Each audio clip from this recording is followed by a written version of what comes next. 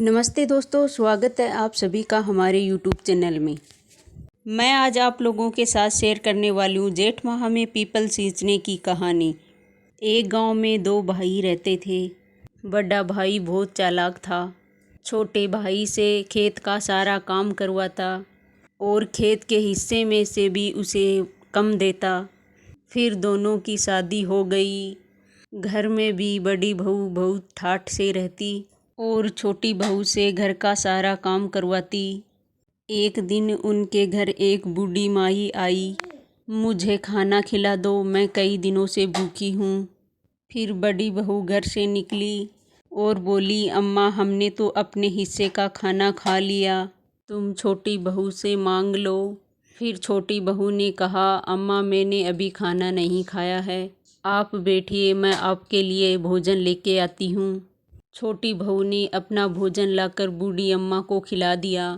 फिर बूढ़ी अम्मा ने कहा, कल से जेठ का महीना चालू हो रहा है, तुम अन्न धन का भंडार चाहती हो तो कल से बड़ पीपल तुलसी सींचो, प्यासे को पानी पिलाओ, पूर्णिमा तक तुम्हारे पुण्य का फल मिल जाएगा। बड़ी बहू बूढ़ी माँ की बात सुन रही थी। फिर बड़ी बहू बोली, बूढ़ी अम्मा हमें भी अमीर होने का कोई उपाय बताओ। फिर बूढ़ी माँ ने कहा, ये सब के लिए है, तुम भी ये सब करोगी तो तुम्हारे कर्मों का फल तुम्हें अवश्य मिलेगा।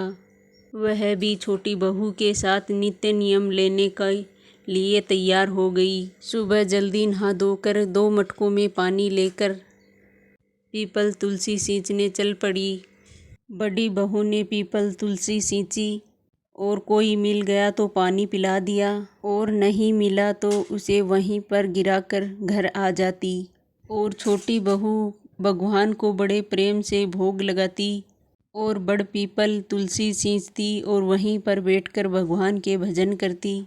और जो भी वहाँ पर आता उसे बड़े प्रेम से पानी पिलाती। पानी खत्म हो जाता तभी वह घर जाती। नित्य नियम करते हुए 1 महीना हो गया। फिर जेठ की पूर्णिमा के अगले दिन बड़ी बहू ने अपने मटके में देखा, कुछ ही सोने के सिक्के थे। छोटी बहू का मटका सोने के सिक्कों से भरा हुआ था।